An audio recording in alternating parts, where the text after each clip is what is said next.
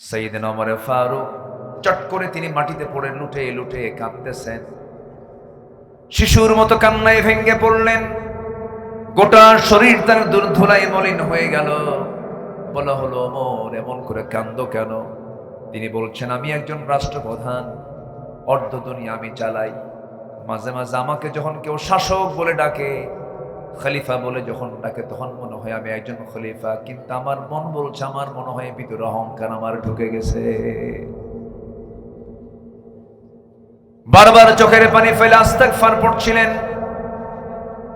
আর আকাশের দিকে দুটো হাত তুলে দোয়া করে বলছেন, আয় আল্লাহ তাআলা, আমার তো মনে হয় গোটা দুনিয়ার সকল মানুষকে তুমি জান্নাত দিয়া দিয়া যদি বলো একটা বান্দা শুধু জাহান্নামে যাবে, আমার মন বলছে সে একটা বান্দা জাহান্নামে অন্য কেউ হবে না, আমি ওমর হব। নিজেকে কি ছোট মনে করেছেন তারা, নিজেকে তারা কত বড় আসামি মনে করতেন, কি ছোট্ট হয়ে চলতেন, নিজেকে নগণ্য ভাবতেন।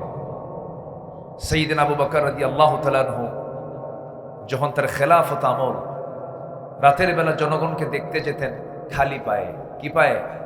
খালি পায়ে। সাইয়েদনা ওমর ফারুক বললেন, খালি পায়ে আপনি রাস্তায় হাঁটতেছেন, ঝুঁকিপূর্ণ পথ, পাথরের সঙ্গে ধাক্কা লেগে চামড়া ফেটে রক্ত বের হয়ে যাবে, কষ্ট পাবেন আপনি। আপনি জুতা কেন পরেন না রাতের আধারে? সাইয়েদনা আবু বকর সিদ্দিক রাদিয়াল্লাহু আনহু চোখের পানি ফেলতে ফেলতে বলছে, ভাই ওমর, জুতা পায়ে আমি হাঁটতে পারি, কিন্তু জুতা পায়ে যখন হাঁটবো, আমি খরম জুতা দিয়ে যখন আমি হাঁটবো, একটা আওয়াজ বের হয়ে যাবে। সেই আওয়াজে যদি এই জনপদের কোন ঘুমন্ত ব্যক্তির, কোন নাগরিকের, ঘুমন্ত নাগরিকের যদি ঘুম ভেঙে যায় আমার পায়ে হাঁটার আওয়াজে, কিয়ামতের দিন আমি আবু বকর আসামের কাঠগড়ায় দাঁড়িয়ে তারা জবাব দিতে হবে। জনগণের ঘুম যেন নষ্ট না হয়, পায়ের জুতা খুলে প্রথম খলিফা পায়ে হেঁটে খালি পায়ে হাঁটেন। আর নেতা আসিবেন পাবনা, ঢাকা হইতে, সিরাজগঞ্জের মোড় থেকে গাড়ি চলাচল সকাল থেকেই বন্ধ। মুজাহিদ ক্লাব পর্যন্ত, টেবুনিয়া পর্যন্ত কোনো গাড়ি ঘোড়া চলবে না।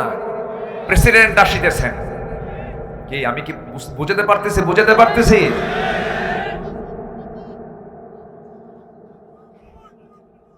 অ্যাম্বুলেন্সের গাড়ি পর্যন্ত নিতে দেওয়া হয়নি।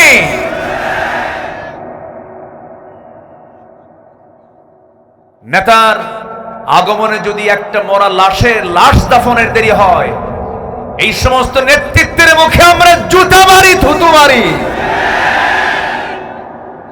ভাবতেছেন রেকর্ড আমার কাছে নাই? সব রেকর্ড আছে। বাড়ি পাবনা না হতে পারে, কিন্তু পাবনার ভাবনা আমার কাছে আছে।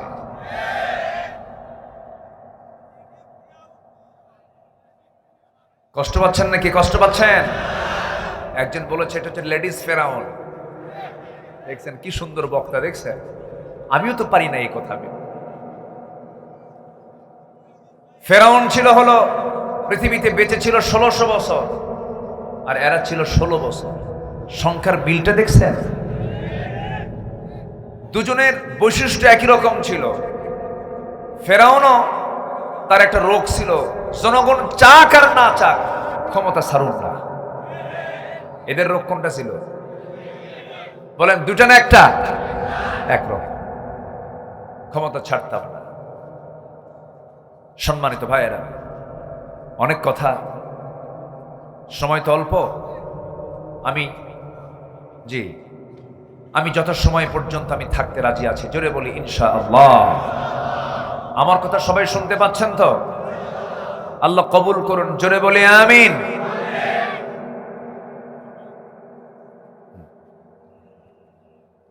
সম্মানিত ভাইয়েরা, তাহলে ইবাদত কবুল হতে হলে 10টা অপকর্ম ছাড়বো আমরা। 10টা অপকর্ম, 10টা অপরাধ আমাদের জীবনে নিয়ে আসা যাবে না। 1 নম্বর হলো মুনাফিকি। 1 নম্বর কি বলেন? মুনাফিক তো পাবনায় নাই। হ্যাঁ, মুনাফিক পাবনায় আছে? হ্যাঁ, না, যারা আছে তারা আছেই, তবে কিছু বের হয়ে গেছে। তবে মুনাফিকটা এটা এমন একটা বিষয়, নিফাকতা মুক্ত সবাই এমনটা বলা কিন্তু মুশকিল। যেরকম মুনাফিককে চেনার এক নম্বর আলামত হলো ইন্নাল মুনাফিকিনা লাকাযিবুন, মুনাফিকরা মিথ্যা বলে। এখানে আমরা যারা বসে আছি কেউ তো কোনোদিন মিথ্যা বলি নাই, আসতে কয়। তাহলে এখন নখ যাচ্ছে কোন দিকে? এখন নখ যায় কোন দিকে? নিচের দিকে, নিজের দিকেই কিন্তু চলে যাচ্ছে। এক সাহাবী কান্দে, বাড়ি থেকে বের হলেন আর নিজেকে গালি দিয়ে বলতেছেন, না ফাকা হানজালা, না ফাকা হানজালা, না ফাকা হানজালা। এই কথা বলতে বলতে নবীর দরবার পর্যন্ত চলে গেলেন। রাসূল বলছেন, হানজালা তুমি কি বলছো? তুমি তো মুনাফিক হও নাই। হুজুর, আমি আপনার সামনে যখন বসে থাকি দুনিয়ার কোনো কথা মনে থাকে না, আমার সব দুনিয়া মাইনাস হয়ে যায়। কিন্তু আমি আপনার দরবার ছেড়ে যখন বাড়ি ফিরে যাই, বউ বাচ্চার সামনে দাঁড়াই, দুনিয়ার কথা মনে হয়ে যায়। দুনিয়ার চিন্তা মাথায় চলে আসে, পারিবারিক চিন্তা মাথায় চলে আসে। আমার মন বলছে আমি মনে হয় মুনাফিক হয়ে গেছি। রাসূল বলেন, না রে হানজালা, মুনাফিক হও নাই। পরিবারের হক আদায় করা আমার সুন্নাত, স্ত্রীর মুখে খাবার তুলে দেওয়া আমার সুন্নাত, সন্তানকে দেখাশোনা করা আমার সুন্নাত। আমার উম্মতের কোনো বৈরাগ্য নাই, আমার উম্মতের বৈরাগ্য হলো জিহাদের ময়দান। আমার বন্ধুগণ, সাইয়েদনা ওমর ফারুক রাদিয়াল্লাহু তাআলা মাঝে মাঝে একজন সাহাবীর কাছে সকাল বিকাল মাঝে মাঝে চলে যেতেন। যে সাহাবীকে রাসূল দায়িত্ব দিয়েছিলেন, একটা দায়িত্ব, তার হাতে একটা লিস্ট ছিল, মুনাফিকদের তালিকা ছিল। ওই মদিনার মুনাফিক কারা কারা তাদের তালিকা একটা সাহাবীর কাছে রাসূল রেখে দিয়েছিলেন। সেই সাহাবীর কাছে ধারণা দিয়ে মাঝে মাঝে ওমর ফারুক বলতেন, ভাই দেখো তো ওই তালিকার মধ্যে আমি ওমর, আমার নামটা আছে কিনা। এই জন্য আমার বন্ধুগণ, মুনাফিকের আলামত যতগুলো, সব আলামতগুলো আমার জীবন থেকে মাইনাস করতে হবে। মিথ্যা কথা বলা যাবে না, এটা কার আলামত? বলেন বলেন বলেন বলেন বলেন। নাম্বার 2 হলো ইদা ওয়াদা আখলাফা, ওয়াদা ভঙ্গ করা, এটা একটা মুনাফিকের আলামত। ওয়াইদা তুমিনা খান, আমানতের খেয়ানত করে, এটা একটা মুনাফিকের আলামত। নাম্বার 4 হলো যখন কারোর সঙ্গে কথা বলতে যাই বেফাস কথাবার্তা বলে, বাজে কথা বলে, অর্থহীন কথা বলে। যারা মুখ থেকে বেফাস কথাবার্তা যারা বলবে, এটা একটা মুনাফিকের আলামত। এই সমস্ত আলামত যার থেকে যাবে, আল্লাহ রাসূল বলেছেন সেই সমস্ত লোকগুলো তার ভিতরে মুনাফিকের আলামতগুলো লালন করে চলছে। বেফাস কথা মানে যেরকম প্রায় একজন নেতা আমার দেশে বলতেন, গায়ে কোনো শক্তি নাই কিন্তু মুখে একটা চাপা ছিল, প্রায় বলতেন খেলা হবে, বলতো না? তো কই ও কই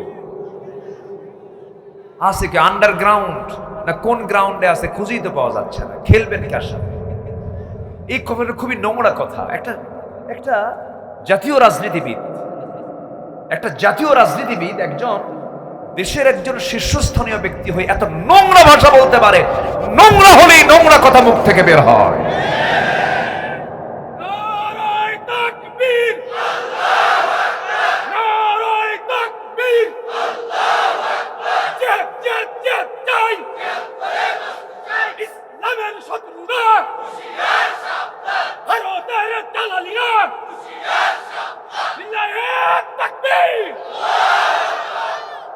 সম্মানিত ভাইয়েরা, তাদের চাপা কি ছিল? ওরে বাপরে, এক একজন এক একটা চাপাবাজ।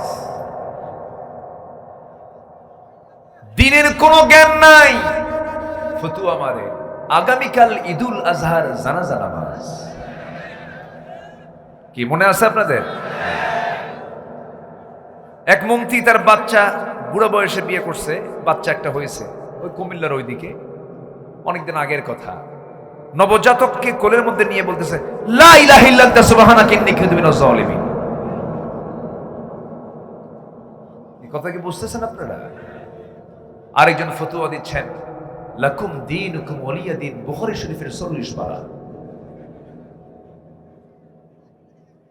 পদ্মা সেতু উদ্বোধন হবে। পদ্মা সেতু একটা বড় একটা প্রকল্প। পদ্মা সেতু ভালো, স্বপ্নের সেতু, যা লাগতো তা তো লাগাইছে। ওটাকে বাস্তবায়ন করার জন্য হাজার হাজার কোটি টাকা দেশ থেকে লোপাট করা হয়েছে, ঠিক কিনা? এই ওখানে কি হয়েছে? কথা বলেন কেন? এখানে কথা বলা কি জায়েজ না না জায়েজ? কথা বলেন কেন? চুপ করুন প্লিজ। কোরআনের সম্মানে সবাই চুপ হয়ে যাবে। বসুন, একটা লোক কথা বলবেন না, বসুন। সেই পদ্মা সেতুর উদ্বোধনী অনুষ্ঠান তো তেলাওয়াত দিয়ে শুরু করতে হবে। আমার দেশের হাফেজরা এত সুন্দর হাফেজ, আমার স্নেহধন্য জাকারিয়া, নাজমুস সাকিব, আমি খুব স্নেহ করি ওদের, আমি খুবই ফলো করি। ওরা আমাকে পাইলে আমার কোলের মধ্যে বসে পড়ে। খুব ভালো ছেলে এগুলো। এদের তেলাওয়াতে কাবার ইমামরা কান্দে, কাবার ইমামরা কান্দে আমার দেশের হাফেজদের তেলাওয়াত শুনে। গোটা পৃথিবীর হাফেজকে হারায় দিয়ে আমার দেশের হাফেজরা ফার্স্ট হবে। সেই হাফেজগুলোদের চোখে পড়ে নাই। পদ্মা সেতুর উদ্বোধন হবে, তেলাওয়াত দিয়ে শুরু করবে। দিছে একজন বিসিএস ক্যাডারকে তেলাওয়াত করতে, সূরা রহমান তেলাওয়াত করছে। এমন তেলাওয়াত করছে শয়তান কয় তোর চাইতে আমার তেলাওয়াত ভালো আছে। সম্মানিত ভাইয়েরা, সম্মানিত বন্ধুগণ, মুখ থেকে বেফাস কথাবার্তা বলা যাবে না। মুখ থেকে যা বলবো মেপে মেপে কথা বলবো।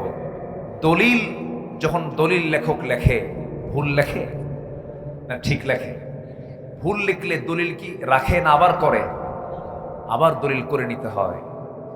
দলিল লেখক যেমন দলিল লিখতে নিয়ে বারবার চিন্তা করে, নির্ভুল লেখার চেষ্টা করে, ঠিক ইমানদারের জবান হলো দলিল লেখকের দলিল লেখার মতো হলো ইমানদারের জবান।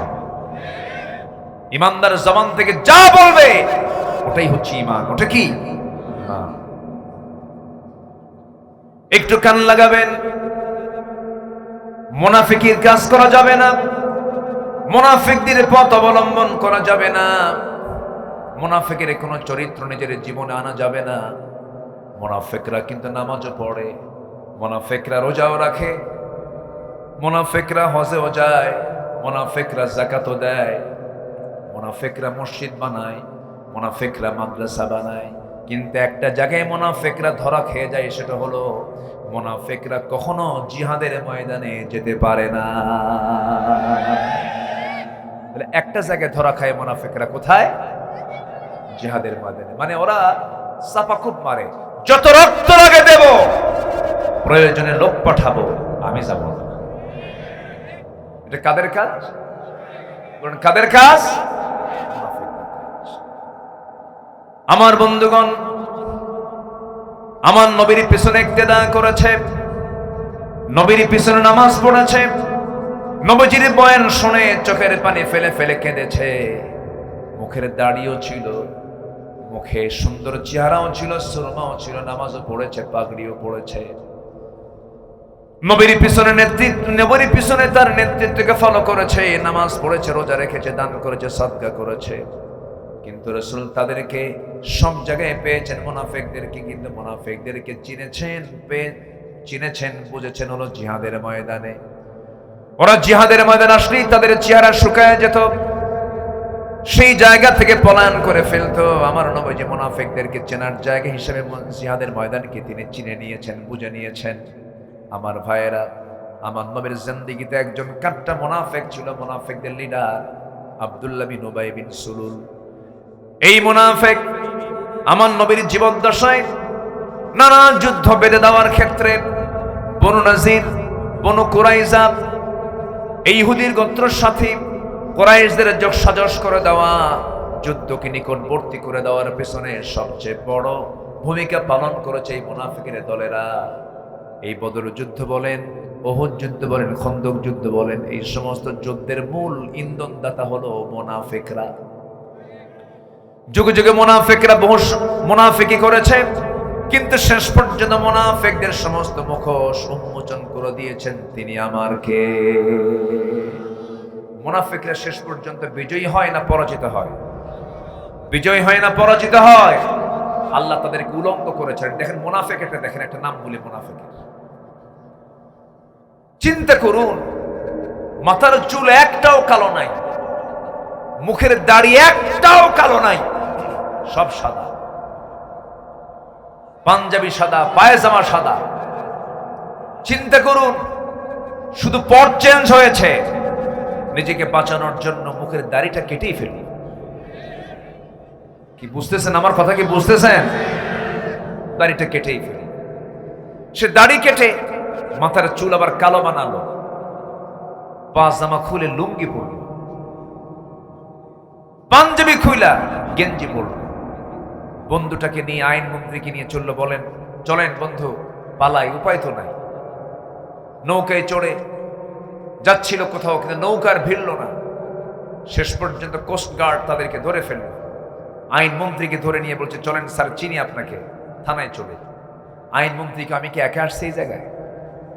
আমার একা নিয়ে যাবা কেন? কেন, আরেকজন আছে তো? কারণ ওই লোকটাকে চেনা যায় না তো, মাথার চুল কালো, কে যেন, কে ওটা? আমি কি একা আসছি? তুমি ভাবতেছ আমি একা আসতে পারো? আমি তো জামাতের সাথে আসছি। কিসের সাথে আসছে? উপায় নাই তো। ওটা কে? ভালো করে দেখো, ওটাই দরবেশ। আমাদেরকে বলে আমরা নাকি ধর্মের ব্যবসা করি। ধর্মের ব্যবসা আমরা যদি করতাম, তাহলে আল্লামা সাঈদীর মতো মানুষকে ফাঁসির মঞ্চে চড়া লাগতো না। ধর্মের ব্যবসা যদি আমরা করতাম, বিশ্বনন্দিত ইসলামী রাজনীতিবিদ শহীদ মতিউর রহমান নিজামীকে ফাঁসির মঞ্চে ঝুলতে হতো না। যদি ধর্মের ব্যবসা আমরা করতাম, জগৎ নন্দিত আলেমে দ্বীনকে বছরের পর বছর জেল খাটা লাগতো না। তারাই ধর্মের ব্যবসায়ী চ্যাম্পিয়ন, যারা তাদের নিজ খায়েশ পূরণ করার জন্য দাড়ি রাখে, আবার তাদের প্রয়োজনে দাড়ি কাটে। নির্বাচন আসলে মাথায় পট্টি বাঁধে, নির্বাচন চলে গেলে ওই কপালে সিঁদুর লাগায়। ঠিক কিনা? এই চিত্র দেখি নাই আমরা, দেখি নাই, আর দেখতে চাই না। সব দেখা শেষ, সব দেখছি আমরা। এই 53 বছর, কেউ ক্ষমতার মসনদে 25 বছর ছিলেন, কেউ 16 বছর, কেউ 9 বছর। মাঝখান দিয়ে মঈনুদ্দিন, ফখরুদ্দিন গম, তারা ছিলেন কয়েক বছর। সবাই মুসলমান পরিবারের সন্তান হলেও ইসলাম দিয়ে তারা রাষ্ট্র চালান নাই। অতএব রাষ্ট্রে নামাজ প্রতিষ্ঠার জন্য নামাজি সরকার দরকার। আমরা কি রাষ্ট্রে নামাজ কায়েম করতে চাই? নামাজি রাষ্ট্র গড়ার জন্য নামাজি সরকার দরকার। এমন নামাজি রাষ্ট্র দেখতে চান কারা কারা? হাত উঁচু করে দেখা।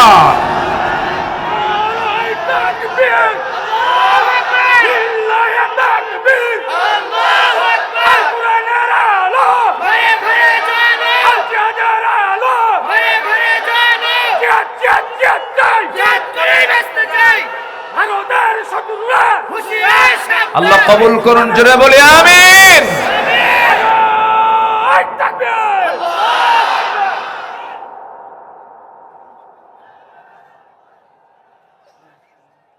কি হইছে? ও দেখা যায় না, আমারে দেখা যায় না।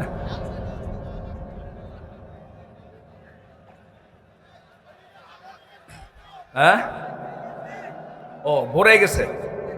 আচ্ছা, গোটা মাঠ ভরে গেছে, টুইটম্বর অবস্থা। রাখেন না, মাইক দিয়ে না, মাইক দিয়ে না। আমার দিকে তাকান, সবাই চিৎকার মেরে বলেন তো, ইয়া আল্লাহ, ইয়া আল্লাহ, ইয়া আল্লাহ। আর কোন আওয়াজ হবে না। শয়তান যদি কোনো অসওয়াসা করতে চায়, সেই সময় কার নাম নেব আমরা? আল্লাহর নাম। একটু চুপ থাকুন, আপনি কথা বললে আমার কথা হবে না তো, একটু বসুন।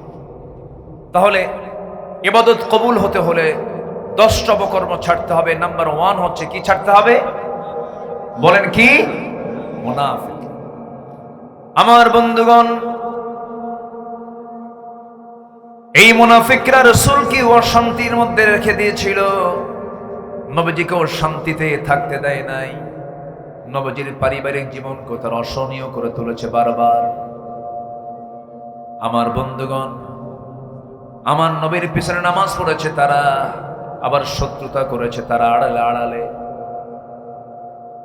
মুনাফিকদের যে কোনো দোয়া কবুল হয় না, মুনাফিকদের যে কোনো ইবাদত কবুল হয় না। ছোট্ট একটা ইতিহাস মনে পড়ে গেল। আমার নবীজির ওই জীবদ্দশায় মুনাফিকদের নেতা নবীর জীবদ্দশাইতে সে দুনিয়া থেকে বিদায় নিয়ে নিল। মুনাফিকের একজন সন্তান ছিলেন আমার নবীর খুব প্রিয় সাহাবী। নবীর কাছে এসে কেন্দে কেন্দে বলছেন, ইয়া রাসূলুল্লাহ, আমি জানি আমার বাবা খারাপ মানুষ ছিলেন, মুনাফিক ছিল, কিন্তু আমার তো বাপ হয়। ইয়া রাসূলুল্লাহ, আমি আপনার কাছে এসেছি, আমার বাবার গোসল সম্পন্ন করেছি, দয়া করে আপনি যদি আপনার পরনের জুব্বা যদি দিতেন আমি খুব খুশি হতাম। নবীজি তার গায়ের একখানা জুব্বা সাহাবী বলার কারণে তার হাতে তুলে দিলেন।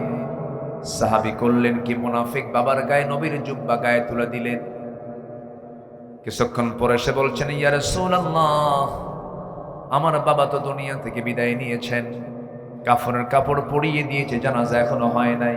হুজুর, আমি সন্তান হয়ে বাবার জন্য তো একটু কামনা করতেই পারি। আমার বাবা মুনাফিক ছিলেন, কিন্তু আপনার কাছে কামনা হুজুর, দেখুন তো আমার বাবার জানাজায় যাওয়া যায় নাকি।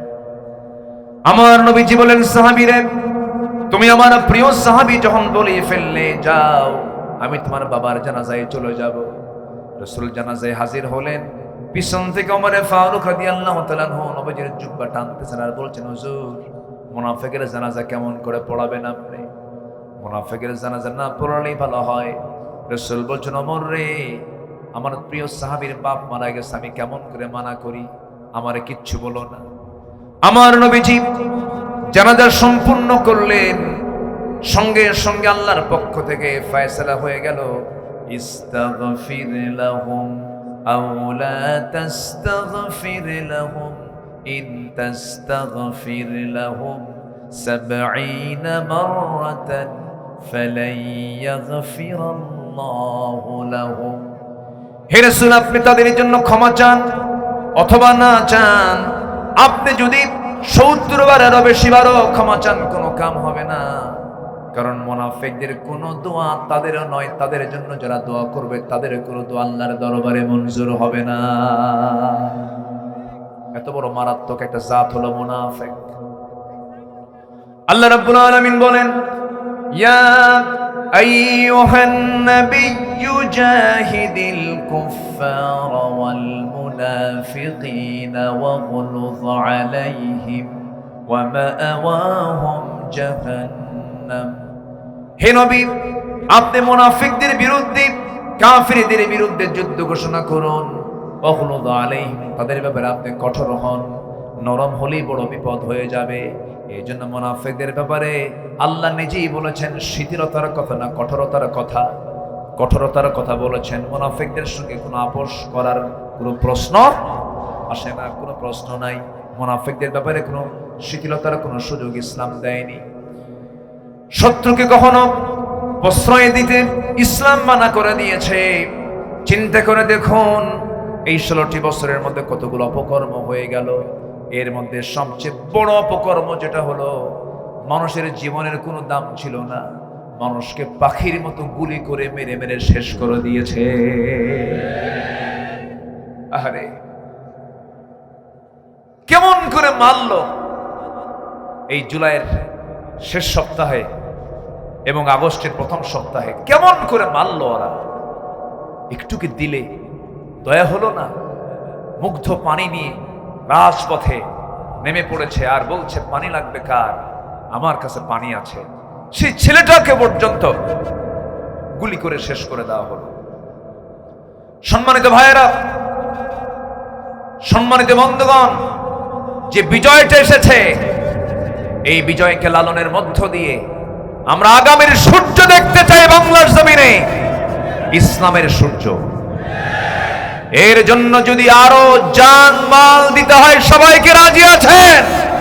রাজি আছেন কারা কারা? হাত উঁচু করে দেখান মুসলমান।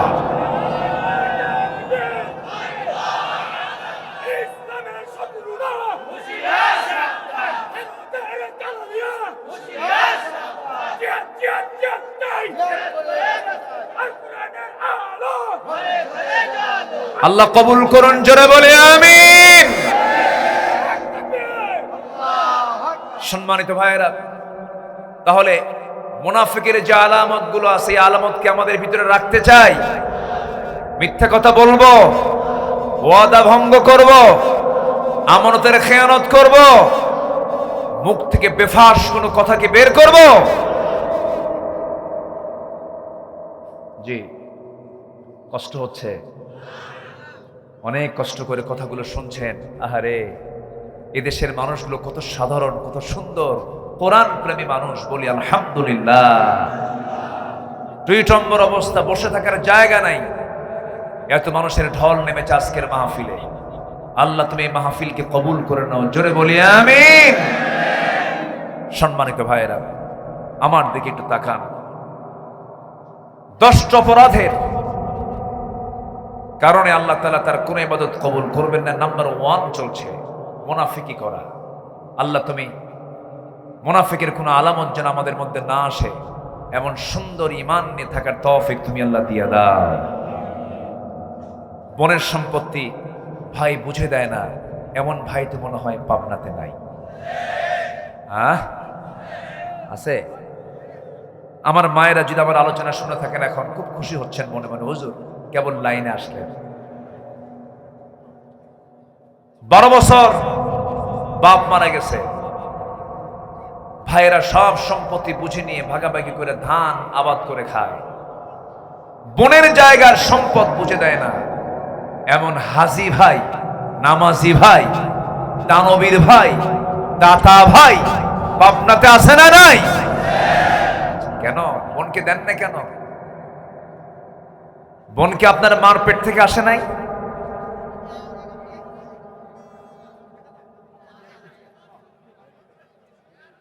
জি, এই থামেন, থামেন, এই শোনেন, তারা তো অতিথি, অতিথি সম্মান করতে হবে না? হ্যাঁ, একটু বসো না, এ আমাদের মঞ্চ ভাঙবে না ইনশাআল্লাহ। জি, একটু বসেন, একটু কষ্ট করে বসেন, কথা না বলি। মঞ্চটা থাকতে হয় নীরব। আমি তো মনে করি মঞ্চে কোনো লোকই থাকা ঠিক না, খালি কানাকানি হয়। এটা আলোচকের আলোচনা একটু বিঘ্নিত হয়। একটু চুপচাপ থাকেন, একটু মেহেরবানি করে। আমি লক্ষ্য করছি প্রায় প্রায় কথাগুলো হয়, একটু মেহেরবানি করে একটু চুপ থাকেন। জি, হ্যাঁ, জি, একটু বসো, আমার দিকে তাকান। এই বলা যাবে না, আমার দিকে তাকান। তাহলে বোনের সম্পত্তি বুঝিয়ে দিতে হবে, এর মধ্যে ঈমান আছে না নাই? ঈমান আছে না নাই? কিন্তু বোনকে তো সম্পত্তি দেয় না, বরং যে বোনকে আবার কৌশলে ফাঁকি দেওয়া যায় কেমনে, সেই পন্থা অবলম্বন করে। যেগুলো জমির দাম নাই, রাস্তার ধারের জমিগুলো সব ভাইরা বুঝে নিয়ে বিল, ঝিল, বুঝতে পারতেছি কিনা আমি জানি না, মানে যেটাতে যেতে হলে নৌকা ছাড়া উপায় নাই, পানি, সে অংশগুলো বুঝায় দিয়ে বলে, বোন তোমাদের জন্য না ওইটুকু রাখছি। এবং ওটার মেইন যে দলিল কাগজপত্রগুলো তা বুঝে দেয় না, কাছেই রাখে। আবার ওইদিকে উনি ট্রিপল হাজি, 3বার হজ করছে। বোনকে মাঝে মাঝে আবার দাওয়াত দেয়, বোনকে মাঝে মাঝে দাওয়াত দিয়ে পাশে বসায়া, মনে করেন সেই কুমিল্লার রসমালাই, টাঙ্গাইলের চমচম, নাটোরের কাঁচাগোল্লা, বগুড়ার দই, যশোরের খই আর পাবনার পায়েস। আজকে কিন্তু পায়েস খাওয়ান নাই আপনারা আমাকে, এটা কিন্তু চরম মিস করছেন। যে এই সবগুলো খাওয়ায়া বোনকে পামপট্টি দিয়ে বলে, বোন তুমি আমার ভাই, তুমি আমার বোন, আমি তোমার ভাই।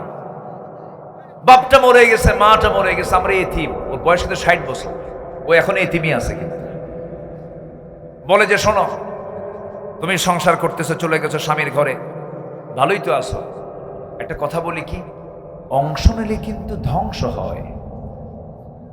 অংশ নিলে কি হয়? ধ্বংস হয়। এটা মনে হয় কোন হাদিসে আসছে, কোন হাদিসে আসছে নাকি?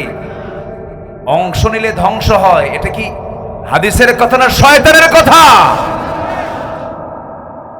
বোনকে সম্পত্তি বুঝায় দেন, আমানত চলে গেল, আমানত রক্ষা হল। যার যা হক বুঝাইয়া দিবেন, দুনিয়াতে যে যার হক মেরে খাবে, হাসরে সে তত বড় বিপদে পড়ে যাবে। হক যারা নষ্ট করবে তারা হলো মুনাফিক। কোন হক লঙ্ঘিত, কোন গুনাহ নষ্ট, হক লঙ্ঘিত কোন গুনাহ করে যাওয়া যাবে না পৃথিবী থেকে। একজন শহীদের শাহাদতকে ক্যান্সেল করা হবে। দুনিয়ার জিন্দেগিতে আমি ঋণ করে গেলাম, ঋণ করে দুনিয়া থেকে বিদায় হয়ে গেলাম, কিয়ামতের দিন ধরা খেয়ে যাব আমরা।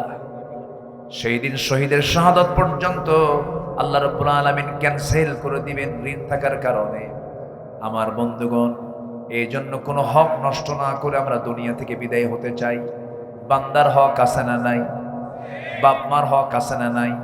প্রতিবেশীর হক আছে না নাই? এতিমের হক আছে না নাই? এই কোনো হককে লঙ্ঘন করা যাবে না। ইমানদার এগুলো কখনো লঙ্ঘন করতে পারে না। আমার বন্ধুগণ, ইবাদত কবুল হবে তখনই যখন আমরা হকগুলোকে সুন্দর করে আদায় করব। সেই সময় সঙ্গে সঙ্গে দোয়া মঞ্জুর করে নেবেন তিনি আমার কে? এই মুনাফিকরা কত ভয়ঙ্কর দেখেন। এই মুনাফিকরা নবীজির সংসার পর্যন্ত আগুন ধরিয়ে দিতে চেয়েছিল। আমার নবীজি কেবলই মক্কা থেকে মদিনায় হিজরত করে চলে আসছেন। 1 বছর যেতে না যেতেই বদর যুদ্ধের আগ দিয়ে আল্লাহ পাক আমার নবীর কাছে আয়াত নাযিল করলেন, রোজার আয়াত। কিসের আয়াত বলেন? সিয়ামের আয়াত। কুতিবা আলাইকুমুস সিয়ামু কামা কুতিবা আলাল্লাযীনা মিন ক্বাবলিকুম লাআল্লাকুম তাত্তাকুন। আয়াত নাযিল হলো, প্রথমবার রোজা রাখলেন সাহাবীরা। মাত্র 16টা রোজা রেখেছেন। আমার নবীজির 17তম রমজানের দিন বলেন, সাহাবীরা আমরা 1 বছর পার হলো মক্কা থেকে মদিনায় আসলাম, ঘরে কোনো খাবার নাই, পেটে যথেষ্ট খাবারের ব্যবস্থাপনা নাই, কাপড় চোপড় নাই, ঘোড়া নাই, যুদ্ধাস্ত্র নাই, প্রয়োজনীয় মৌলিক জিনিসপত্র নাই। কিন্তু সাহাবীরা কি করার আছে? এই মদিনার মুনাফিকরা ইহুদিদের যোগ সাজশে তারা কুরাইশদেরকে বদর প্রান্তর পর্যন্ত নিয়ে চলে এসেছে। কোনো কথা বলা যাবে না। সাহাবীরা, আমি তোমাদেরকে জানান দিতে যাচ্ছি, কে আছো সেই বদর প্রান্তরে তোমরা যেতে রাজি? যুদ্ধ করতে হবে, বাতিলদের বিরুদ্ধে মোকাবেলায় দাঁড়িয়ে যেতে হবে। সাহাবীরা সঙ্গে সঙ্গে বলে ফেললেন, ইয়া রাসূলুল্লাহ, আমরা রোজাও রাখবো, আমরা যুদ্ধ করব, আপনি আমাদেরকে অনুমতি দিয়ে দেন। আমার নবীজি বললেন, না না, ইন কুনতুম মারদা ওয়া আলা সাফারিন ফাইদ্দাতুম মিন আইয়ামিন উখর। তোমাদের জন্য আজকে রোজা রাখার প্রয়োজন হবে না, রোজা ভেঙে ফেলে দাও। রোজা রাখার সুযোগ বারবার আসবে, কিন্তু জিহাদের ময়দানে হেরে গেলে পরে ইসলাম নিভে যাবে। বাতিল শক্তির মোকাবেলা করার জন্য রোজা ভেঙে বাতিলদের বিরুদ্ধে মোকাবেলায় দাঁড়িয়ে যাও। আমার নবীজি শিশু ইসলাম ছোট্ট নগর রাষ্ট্র মদিনায় কেবল গড়ে তুলেছেন। ওই মুনাফিকরা নবীকে চিরতরে নিশ্চিহ্ন করার জন্য কুরাইশদেরকে ডেকে নিয়ে আসলো বদর প্রান্তর পর্যন্ত। আমার নবীজি সাহাবায়ে কেরামকে প্রস্তুতি নিতে বললেন। ওইদিকে 1000 সৈন্য নিয়ে আবু জেহেল সমরাস্ত্রে সজ্জিত হয়ে, অস্ত্রে শস্ত্রে সজ্জিত হয়ে লোহিত সাগরের পাশ দিয়ে ঘেসে ঘেসে বদর প্রান্তর পর্যন্ত যখন পৌঁছে গেছে, আমার নবীজি বলেন, সাহাবীরা কারা কারা আমার সঙ্গে যুদ্ধে যাবে? নবীজি তরবারি দিতে পারলেন না সবাইকে। খেজুর গাছের ডাল হাতের মধ্যে তুলে দিলেন। ছোট্ট ছোট্ট বাচ্চারাও যুদ্ধে যেতে চাইল। আমার নবীর সামনে ছোট্ট 2টা বাচ্চা নবীর সামনে দাঁড়িয়ে বলছে, হুজুর যুদ্ধের নাকি ডাক এসেছে, যদি পারমিশন দিতেন। আমরা আফরার ছেলে 2জন, মদিনার একজন আফরা, তার ছেলে হচ্ছে আমরা, যদি অনুমতি যদি দিয়ে দিতেন আমরা যুদ্ধে যেতাম। নবীজি বললেন, না, যেতে পারবা না, বয়স নাই, ফিটনেস নাই, ছোট্ট তোমরা তরবারি হাতে নিতে পারবা না। বড়জন বলে, হুজুর আমি তোর চাইতে লম্বাই বড় আছে, আপনি আমাকে পারমিশন দিয়ে দেন। রাসূল বললেন, না না, দেওয়া যাবে না। ছোট জনের সঙ্গে সঙ্গে বলছে, হুজুর আপনি যদি আমার বড় ভাইকে পারমিশন দেন, আমাকে পারমিশন দিতে হবে, কারণ ও লম্বাই বড় হতে পারে কিন্তু গায়ের শক্তি আমার বেশি। নবীজি একটা মুচকি হাসি মারলেন। মুচকি হাসি মেরে দুই সন্তানকে বললেন, দেখি যে তোমরা কুস্তি লড়াই করো, দেখি কে ফার্স্ট হয়। দুজনকে কুস্তি লড়াই করতে দিলেন। বড়জন ছোটজনকে ফেলে দিল নিচে।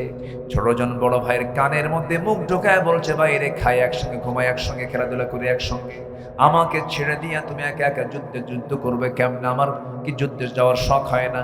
তোমার গায়ের শক্তি একটু কমায়া দাও। ও ভাই, তোমার বুকের উপরে একবার উঠে বুঝায় দেই শক্তির দিকটা, আমিও কোনো অংশে কম নই।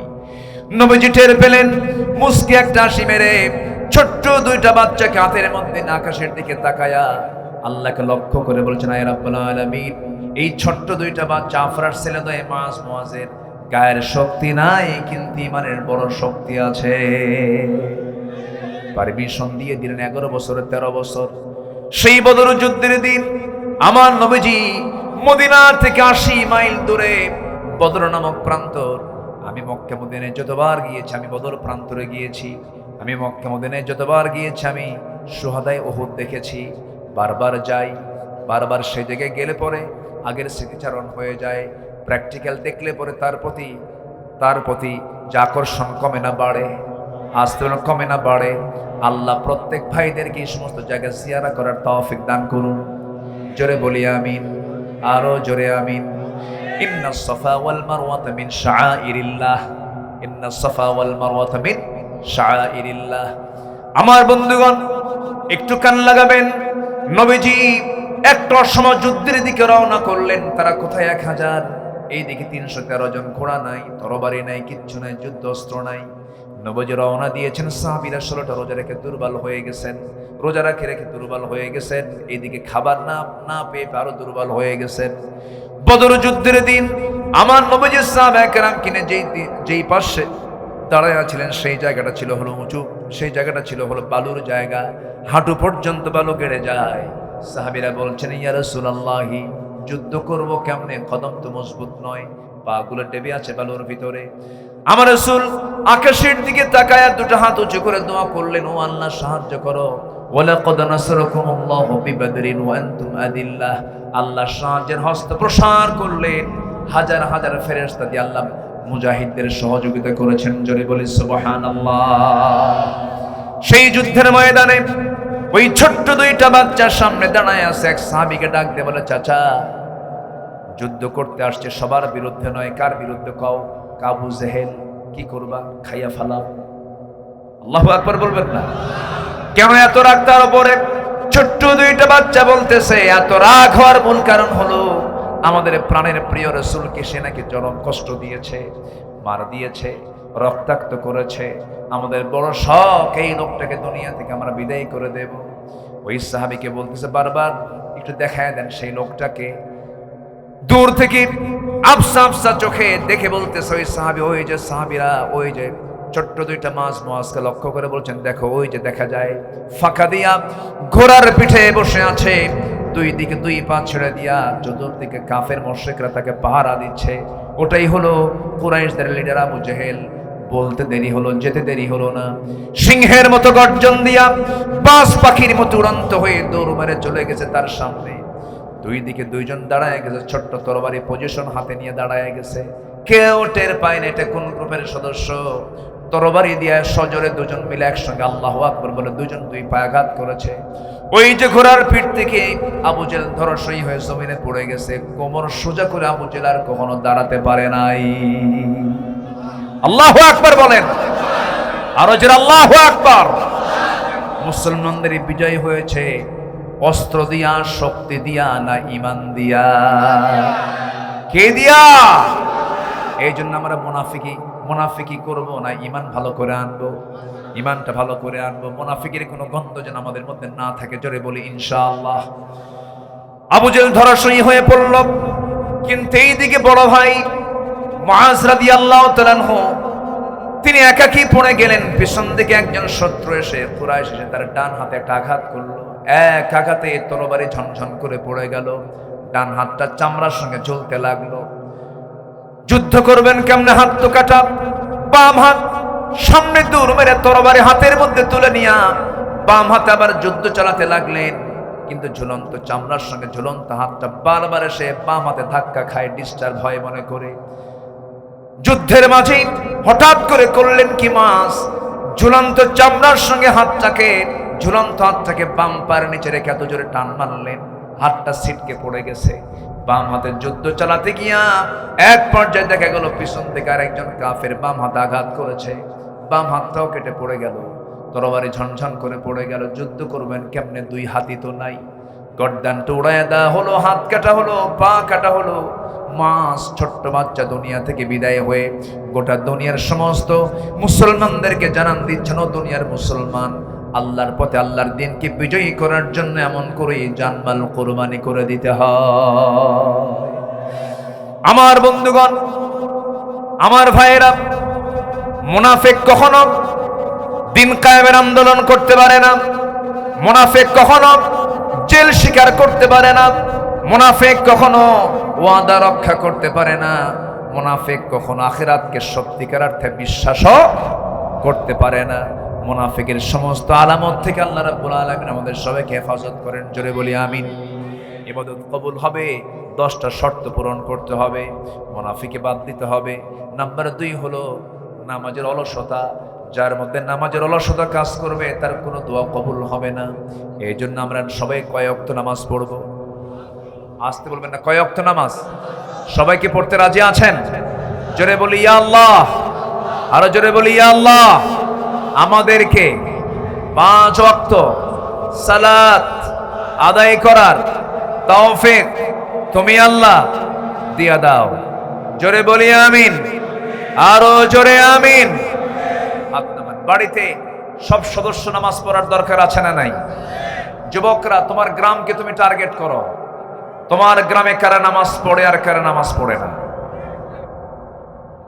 সতর্ক হয়ে যাও, তোমার গ্রামকে তোমার হেফাজত করতে হবে।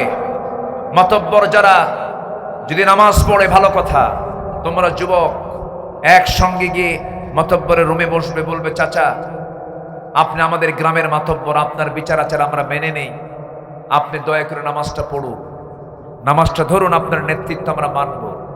নামাজ পড়বেন, নেতৃত্ব মানব, নামাজ পড়বেন না, নেতৃত্ব মানব না। ঠিক কিনা? আপনার গ্রামকে আপনি সাজান ইসলাম দিয়া। এখন পরিবেশ এসেছে, পরিবেশ এসেছে কিনা বলেন? আপনার চোখের সামনে কোন মহিলা আপনার গ্রামের কোন ঘর থেকে অর্ধলগ্ন হয়ে মাথার চুল ছেড়ে দিয়ে বের হয়, আপনি এটাকে নোট করুন, এটাকে আপনি নোটে নিয়ে আসেন।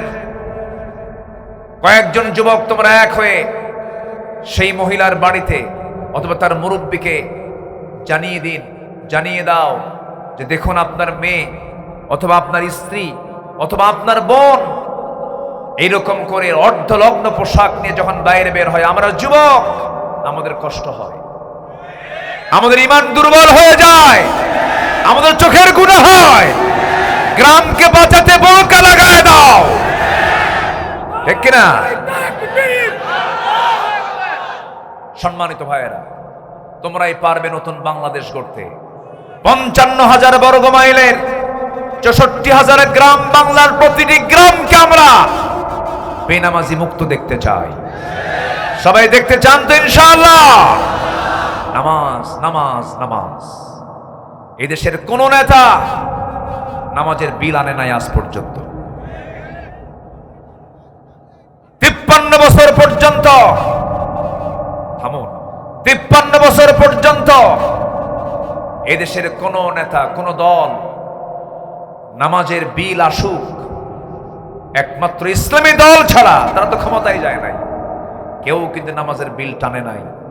আমাদের দাবি হলো আমরা সেই নেতৃত্ব দেখতে চাই যারা নামাজ রাষ্ট্রীয় পর্যায়ে কায়েম করতে চায়। এ মতের পক্ষে কি সবাই রাজি আছেন? নামাজ কায়েম হলে সুদ থাকবে না, ঠিক কিনা? নামাজ কায়েম হলে জিনা থাকবে না, নামাজ কায়েম হলে পরে সুদের কোনো গন্ধ সমাজে দেখা যাবে না। আল্লাহ কবুল করুন। আমার বিশ্বাস এদেশে কোরআনের রাজ কায়েম হবে। জোরে বলি ইনশাআল্লাহ, আর জোরে বলি ইনশাআল্লাহ। শহীদের কাতার আছে না নাই? শহীদের রক্তে জমিনে আছে না নাই? রক্ত ভেজা বাংলার জমিন ইসলামী আন্দোলনের জন্য উর্বর থেকে আরো উর্বর হয়ে যাবে। জোরে বলি ইনশাআল্লাহ। সম্মানিত ভাই, আমি অনেক আনন্দিত, দীর্ঘদিন পর মন খুলে কিছু কথা বলতে পারছি। আলহামদুলিল্লাহ বলেন। ইবাদত কবুল হবে 10টি শর্ত, 10টা অপকর্ম ছাড়তে হবে, মুনাফিকি বাদ দিতে হবে, নামাজে অলসতা বাদ দিতে হবে। সবাইকে 5 ওয়াক্ত নামাজ পড়তে রাজি আছেন তো? নামাজ বাদ যাবে? মনে থাকবে? বউ যদি নামাজ না পড়ে কি কয়? মায়ের হবি দেখছেন? হাই হাই হাই হাই, এই কাম সারছে। এ তো শুধু মায়ের কথা কয়। আল্লাহ তো মায়ের কথা আগে বলেন, ওয়াহজুরুহুন্না ফিল মাদাজি'i বলেছেন। ওয়াহজুরুহুন্না ফিল মাদাজি'i, অনেক কথা আছে। সর্বশেষ মানে প্রথমে মায়ের। এই তো কাম তো মুশকিল, তো লক্ষণ খারাপ, মারা যাবে না তো? আচ্ছা, রাসূল কোন বউকে মেরেছেন এরকম কোন হাদিস পেয়েছেন আপনারা?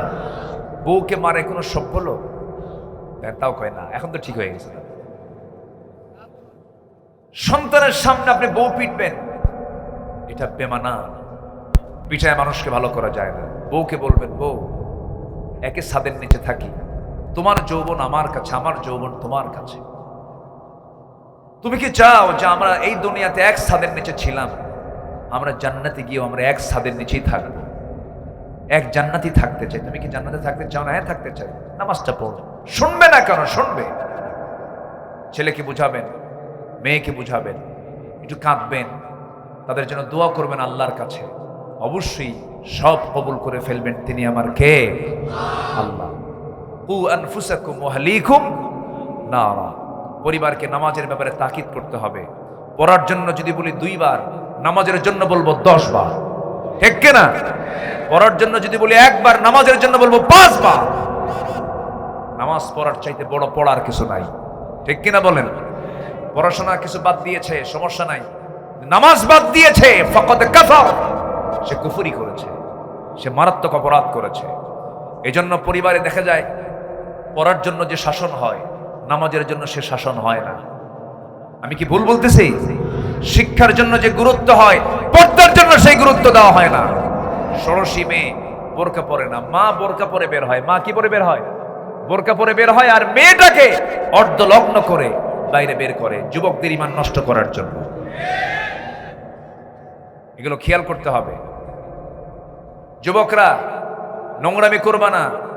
বিয়ের আগে কোনো প্রেম নাই কিন্তু, ঠিক তো মাহফিলে, কিন্তু বাইরে তো ঠিক থাকো না। বিয়ের আগে কোনো নোংরামি করা যাবে না। বিয়ের আগে প্রেম হয় না, বিয়ের আগে হয় হলো জেনা। বিয়ের পরে প্রেম হয়, বিয়ের পরে কি হয়? প্রেম হয়। বিয়ের আগে কি হয়? জেনা হয়। বিয়ের আগে কোনো প্রেম নয়। অনেকে প্রাউড করে বলে, আমাদেরকে বলে, হুজুর আমাদের না এটা লাভ ম্যারেজ। আমি কই লুচ্চা ম্যারেজ। কি ঠিক কিনা? হ্যাঁ। বিয়ের আগে বিবাহ পূর্ব ওলা মুত্তাখিদি আখদান ওলা মুত্তাখিদাতি আখদান, কোন গোপন গোপন কোন বৈঠক চলিবে। বিয়ে করবা, সামনের দরজা দিয়ে মুরব্বীকে বলবা, মেয়ের বাপকে বলবা, তোমার বাপকে পাঠায় দিবা, মাকে পাঠায় দিবা, বুক উঁচু করে বলবা, আমার যৌবন এসেছে, আমার যৌবন নষ্ট করতে চাই না বাবা, বিয়ে করা। আজকে যুবকরা দারুণ খুশি, হুজুর ভালো করে এখন বাপ বসে আছে, দেখেন কিছুটা আওয়াজ দেয়, আর কিছু বুড়া চাচাও দেখে আওয়াজ দেয়, কি যে করবে আল্লাহ জানে। আমার রাসূল বিয়ে করায় দিতেন। রাসূল কিন্তু খুব বড় ঘটক ছিলেন, বলি আলহামদুলিল্লাহ। কারণ সমাজে জেনা বাড়লে পরে সমাজে রোগ সৃষ্টি হবে। এই জন্য জেনা বন্ধ করার জন্য একমাত্র উপায় হলো বিয়েকে কঠিন করা না সহজ করা। বিয়েকে সহজ করো, জেনা কঠিন হয়ে যাবে, আর বিয়ে কঠিন করবা, জেনা সহজ হয়ে যাবে। হ্যাঁ, ও একজন বলতেছে, হুজুর বিয়ে করবো কেমনে? নিজের পায়ে নাকি দাঁড়াতে হয়। ও কি অন্যের পায়ে দাঁড়ায় আছে নাকি? যে বিয়ে করতে চায় সেই অন্যের পায়ে দাঁড়ায় থাকে? কিছু বেকুব বাপ আছে, বাপরা বোঝে না। আছে না? আছে না? আছে। এগুলো বুঝতে হবে না, ঠিক আছে। খুব সুন্দর, আপনারা মন চাচ্ছে আরো ঘন্টার পরে ঘন্টা কথা বলি, বলবো এই বছর না, সামনে বছর ইনশাআল্লাহ। নাম্বার 3, আল্লাহ রাসূলের যারা চরম অবাধ্যতা করবে, ওয়া মান ইয়াসিল্লাহ ওয়া রাসূলহু ওয়া ইয়াতাআদ্দা হুদুদাহু ইউদখিলহু নারান খালিদান ফিহা ওয়া লাহু আযাবুম মুহিন। নাম্বার 4, আল্লাহর সাথে যারা শিরিক করবে তাদের কোনো দোয়া, কোনো ইবাদত কবুল হবে না। ওয়া মান ইউশরিক বিল্লাহ ফাকাদ হারামাল্লাহু আলাইহিল জান্নাহ। যে ব্যক্তি শিরিক করবে তার জন্য জান্নাতটা হারাম হয়ে যাবে, দোয়া কবুল তো দূরের কথা, জান্নাতে বাজেয়াপ্ত হয়ে যাবে। নাম্বার 5, আছে না নাই? এই নামাজি লোক আছে না নাই বলেন তো? গীবতকারী, নামাজে পড়ে গীবত করে। ফেসবুক তো একটা আছে মাশাআল্লাহ, এখন কিছু হইলে কয় আমি কিন্তু সাংবাদিক না, আমি কিন্তু সাংঘাতিক, ফেসবুকে দিয়ে দেব, কিন্তু হুমকি মারে। তুমি কি জানো তুমি কারো একটা গোপন কথা ফেসবুকে দিয়ে দিচ্ছ? তুমি কি জানো তোমার এরকম একটা চিত্র আসতে পারে কিনা? রাসূল বলেছেন, মান সাতারা মুসলিমান সাতারাহুল্লাহু ইয়াউমাল কিয়ামা। যে ব্যক্তি যে মুসলমান অন্য মুসলমানের কোন দোষকে গোপন করবে, আল্লাহ তাআলা কিয়ামতের দিন তার দোষকে গোপন করবে। এজন্য পৃথিবীতে সেই মহান মানুষ, মহামানব সে, যে নিজের ভিতরে দোষ খুঁজে বেড়ায়, অন্যের মধ্যে গুণ খুঁজে বেড়ায়। তাহলে নিজের গুণ খুঁজবো না দোষ খুঁজবো? আর অন্যের গুণ খুঁজে বেড়াবো। সেই লোকটার মুখ থেকে কখনো গীবত বের হতে পারে না। আর যারা এগুলো করবে তাদের দোয়া কবুল হবে না। ওয়াইলুল লিকুল্লি হুমাযাতিল লুমাযা। নাম্বার 6, আল্লাহকে ভুলে থাকা, মন্দ কাজে আদেশ করা। এই জাতীয় লোকের কোনো দোয়া আল্লাহর দরবারে মঞ্জুর হবে না, তাদের কোনো ইবাদত কবুল হবে না। নাম্বার 7 হলো শয়তানের পদঙ্ক যারা অনুসরণ করবে তাদের কোনো দোয়া কবুল হবে না, তাদের কোনো ইবাদত কবুল হবে না। রিয়া যারা করবে, ডিসপ্লে, যারা লোক দেখানো ইবাদত, লোক দেখানো দান, লোক দেখানো নেতৃত্ব, লোক দেখানো সকল কিছু যারা করবে তাদের কোনো ইবাদত কবুল হবে। নাম্বার 9 হলো যারা কুফরি করবে।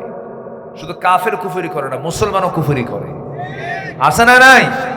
কাফের কিন্তু কোন সম্প্রদায় শুধু নাম নয়, অনেক মুসলমান পরিচয়ধারী কিন্তু অনেক কাফেরের বাপ। আছে না নাই? অনেক কাফেরের বাপ হয়ে বসে আছে। যারা করবে তাদের কোনো ইবাদত কবুল হবে না। আমার বন্ধুগণ, নাস্তিকদের বিচার হওয়া দরকার। এই দেশে আলেমদের বিরুদ্ধে তারা অনেক কিছু করেছে। একটা বদমাইশ, কি নাম, বিচারপতি শামসুদ্দিন, কালা মানিক বলার দরকার নাই, কালো তো আল্লাহ বানায় দিয়েছে মানিক। দেখছেন এই লোকটা কিন্তু হাসি ছিল না এর লোকের। আমি লোকটাকে কোনোদিন হাসি মুখে দেখি নাই। যারা হাসে না তারা দুষ্ট হয়, যারা হাসে না তারা কি হয়? দুষ্ট হয়। একটু হাসবেন। যাদের স্বামী হাসে না তাদের বউরা মনে হয় মনে মনে করে এটা মরবে কোন দিন। একটু হাসি থাকা দরকার, একটু মুস্কি হাসি দিতে হয়, চিত্ত বিনোদন করতে হয়। আমার রাসূল হাসতেন। আমার রাসূল ফ্রেশ, একদম নির্ভেজাল হাসি দিতেন। পেটে খাবার ছিল না, আমার নবীর হাসি দিয়ে মুখটা ভরা ছিল। জোরে বলে সুবহানাল্লাহ। আম্মা জান আয়েশা বলেন, ঘরে কোনো খাবার নাই কিন্তু রাসূলের চেহারা দেখলেই ক্ষুধা নিবারণ হয়ে যেত। এই জন্য হাসি থাকা উচিত। আমার নবীজি সবার সঙ্গে হাসি খুশি হয়ে কথা বলতেন। এই বেয়াদবটার মুখে কোনো হাসি ছিল না। 2 বছর আগে আমাদের তালিকা করেছিল, আমরা নাকি 116 জন আলেম, আমরা নাকি রাষ্ট্রদ্রোহী। 2 বছর পার হয়নি, 2 বছর পার হয়নি, সিলেটবাসী তার ভালো আপ্যায়ন দিয়েছে, একদম কলার পাতার বিছানা দিয়েছে, আর কোর্ট হাজিরার দিন বিসি আউট করে দিয়েছে। ঠিক কিনা? আমরা অবিলম্বে এটাই দৃষ্টান্তমূলক শাস্তি চাচ্ছি তাদেরই, যারা আল্লাহর জমিনের উপরে দাঁড়িয়ে আল্লাহর বিরুদ্ধে যারা কথা বলে। ওই সমস্ত নাস্তিক মুরতাদদের প্রকাশ্যে ঝুলায় মেরে রক্ত, মাংস, হাড্ডি, কুত্তা বিলাই দিয়ে খাওয়ানো দরকার।